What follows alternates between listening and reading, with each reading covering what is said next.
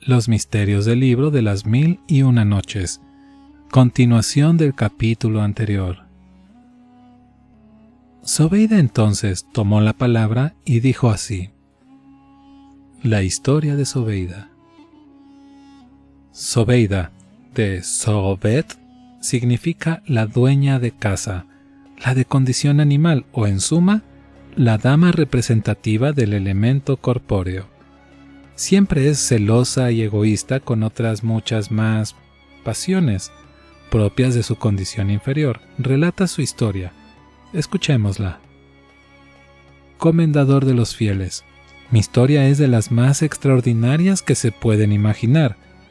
Las dos perras y yo somos 3 hermanas de padre y madre. Las hermanas de la materia son sensación y animalidad. Las 2 damas que conmigo viste son hermanas mías de padre tan solo, alma y sabiduría que habitan en el cuerpo. Al morir mi padre nos repartimos la herencia y se casaron mis 2 hermanas.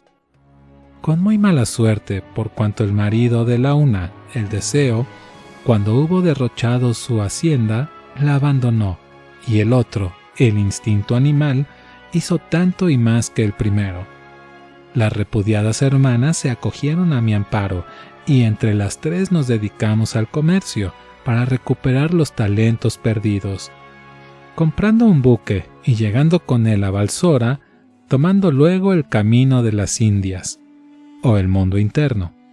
A los 20 días de navegación, mental o subjetiva, avistamos una tierra montañosa con una ciudad espléndida, en la que advertí con espanto que todos los habitantes de ella estaban petrificados, y esto es el resultado del abuso de las 2 hermanas dentro de la ciudad cuerpo, los cuales, de pie en las calles, sentados a las puertas de sus tiendas o acostados en sus lechos respectivos, aquello ponía pavor en el ánimo mejor templado. Dejando a bordo a mis 2 hermanas, penetré hasta la gran plaza de la hermosa ciudad y me interné en el palacio central, cuyas puertas eran de oro y de preciosos mármoles su ornamentación. Allí se veían por doquiera servidores, cortesanos y guardias de diversas actitudes, como si la muerte, mejor dicho, la petrificación, les hubiese sorprendido de un modo instantáneo como imprevisto. En un salón soberbiamente adornado, reconocí a la petrificada reina, o sea, la inteligencia, por su corona y por su collar de perlas que ostentaba. Por último, recorriendo más y más habitaciones silenciosas, tropecé con un enorme trono de oro y un suntuoso lecho con una deslumbradora luz sobre la cabecera, luz reflejada por un diamante, o sea, el átomo nous, del tamaño de un huevo de avestruz, sin el más leve defecto. Una lámpara de llamas inextinguibles, o sea, de la iniciación, esparcía sus destellos por la regia cámara. Renuncio a continuar la descripción de aquellas maravillas. Fatigada dormí en aquel lecho suntuoso, y alrededor de la medianoche oí el murmullo de la voz de un hombre que parecía que leía a media voz una sura del Corán. Me levanté sin hacer ruido y vi en efecto que un joven de buena presencia estaba sobre una alfombra, entregado a la oración. Era verdaderamente admirable hallar así a un ser vivo en medio de aquella petrificada desolación universal. Deseosa de esclarecer tamaño misterio, entré y me puse a orar. El joven entonces me preguntó quién era y qué iba a buscar allí. Yo le relaté sumariamente mis aventuras, y él, cerrando reverente el sagrado libro, me dijo: «Sepa usted, señora, que esta es la capital del reino de mi padre, el mago Nardún, el gigante rebelde contra Alá. Yo, aunque hijo de idólatras, recibí por mi aya la verdadera luz.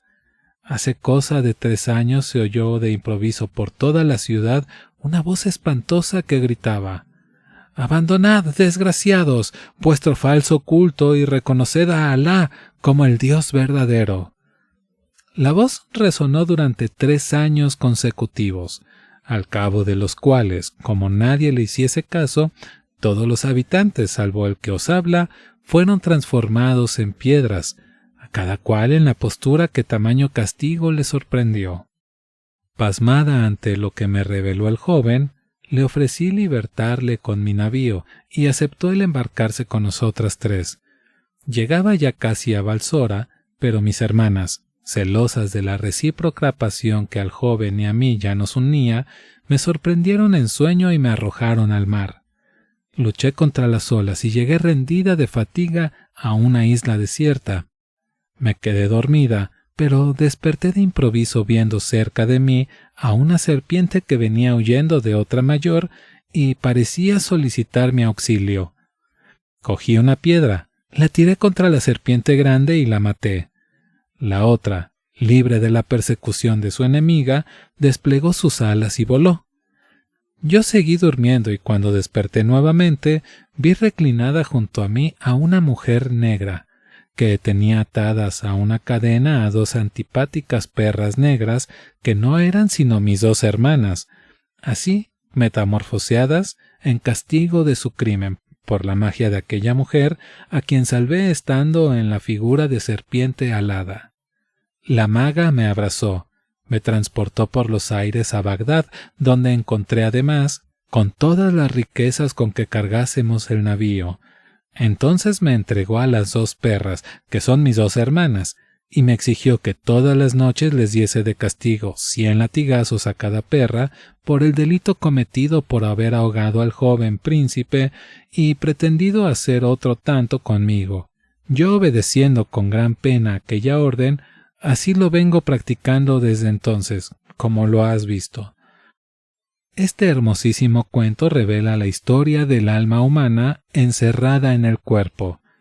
Su comentario está hecho con solo decir que es una afectiva precursora de la célebre leyenda de la Psiquis y Eros de Apuleyo, en su obra titulada El asno de oro. Zobeida, como símbolo de la materia corpórea, colma de bienes a sus dos hermanas de padre y madre, que son la sensibilidad y el instinto animal. Las hizo conocer como Psiquis a las suyas el tesoro del amor que había descubierto en cierto palacio encantado, que es el cuerpo humano, al prototipo de la varonil hermosura. Las hermanas, envidiosas y abusivas, sepultaron al príncipe en el fondo del mar, como se halla actualmente el divino espíritu en el mar de la materia. Y así, la serpiente edénica, o el principio del mal, persiguió a la serpiente del desierto, o el principio del bien, pero Zobeida mata a la primera, y la segunda transforma a las dos en perras negras y obliga a Zobeida a que las apalease diariamente para dominarlas siempre, bajo amenaza, si no lo hacía, de sufrir idéntica pena. Tal es el destino del alma humana cuando se deja seducir por la animalidad y por su desenfrenada pasión. El mago Nardún o Nardín, rey de la ciudad petrificada, es el dinar, es el mundo miserable y muerto, donde el dinar o dinero es el único rey. Historia de Amina. La historia de Amina es la historia de Ánima, o el alma, que dice así: Comendador de los creyentes, dijo Amina cuando le tocó su turno, para no repetir lo ya referido por mi hermana, te diré que nuestra madre me casó con uno de los más ricos de esta ciudad, pero en el primer año de mi matrimonio me quedé viuda, sin hijos y en posesión de la fortuna de ambos. Pasados los 6 meses de mi luto, me hice hacer 10 magníficos vestidos de a 1000 sequíes cada uno. Cierto día se me presentó una pobre madre diciéndome que tenía una hija huérfana a quien iba a casar con un joven de numerosa parentela, por lo que me rogaba apadrinase a la prometida con mi prestigio, cosa a la que accedí de buen grado. Aquella noche de los desposorios, la madre vino hasta mí, llevándome hasta una calle muy ancha frente a una gran puerta, en cuyo frontispicio se leía: Esta es la eterna mansión de la felicidad. La anciana llamó y penetramos, recibiéndonos una hermosísima joven que me abrazó y me hizo sentar a su lado en un trono de maderas preciosas, exornados de diamantes, diciéndome: «Las bodas a que vas a asistir pueden, si conscientes en ello, ser de más consecuencias de lo que se cree, pues tengo un sobrino que, conocedor de vuestras prendas y vuestro retrato, tendría a muy gran honra enlazarse también contigo». Y llamó a su hermano, que resultó ser un bellísimo joven, con el que acabé por casarme de allí en poco tiempo. Lo único que me hizo jurar fue que no hablara ni me dejara ver de otro hombre que de él.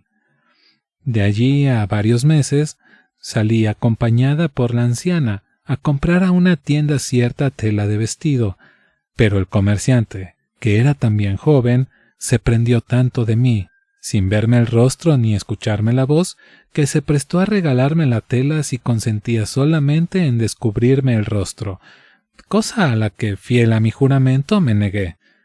Pero era tal el ansia que tenía por poseer la tela, que hasta me dejé besar de él, quien, en vez de besarme, me mordió en la mejilla, haciéndome una herida, y me desmayé.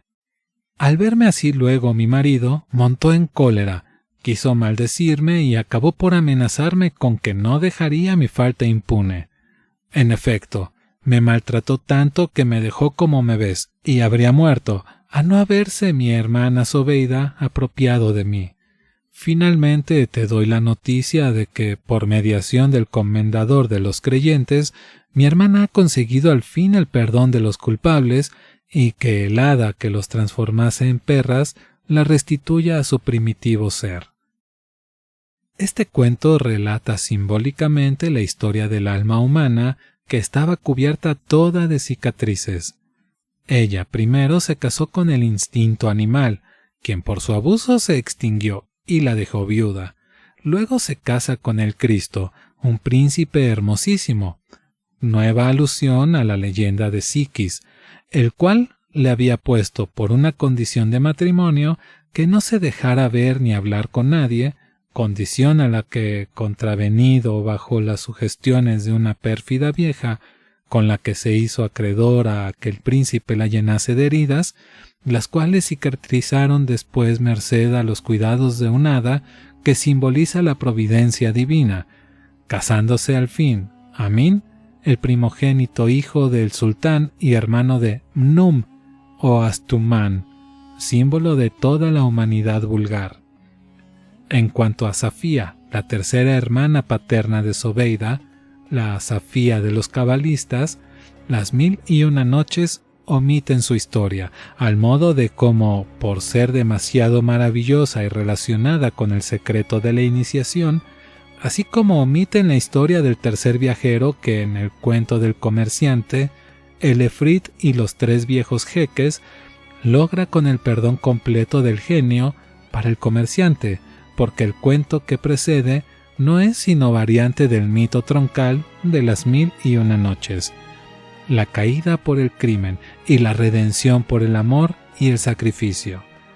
El esportillero es el nuevo Aladino, es el neófito que sufre la iniciación y es llamado al palacio cuerpo de las 3 damas, respectivas representantes del cuerpo, del alma y del espíritu. Allí ve la historia de todas ellas, la de Safía o espíritu, callada por el texto, la de Amina, la atormentada alma humana, llena de cicatrices y dolores por haberse dejado ver por los profanos, y en fin, la de Zobeida, la de las 2 serpientes, la buena y la mala, que se hallan en la trayectoria del sistema nervioso, 2 ramas que acaban siempre reuniéndose al fin en el tronco misterioso que está en la misma ley divina y por encima del bien y del mal. Gracias por escuchar hasta el final. Si te gustó la narración, ponle el pulgar para arriba. Con eso nos ayudas a crecer. Y si quieres apoyar más, date una vuelta por la página web. Te dejo el link en la descripción. Podrás descargar audios, comprar algún souvenir o audiolibros completos que no están en YouTube. Y cuando saquemos alguna promoción, podrás adquirirla antes que nadie. Recuerda que tenemos una cita la próxima semana. Hasta luego.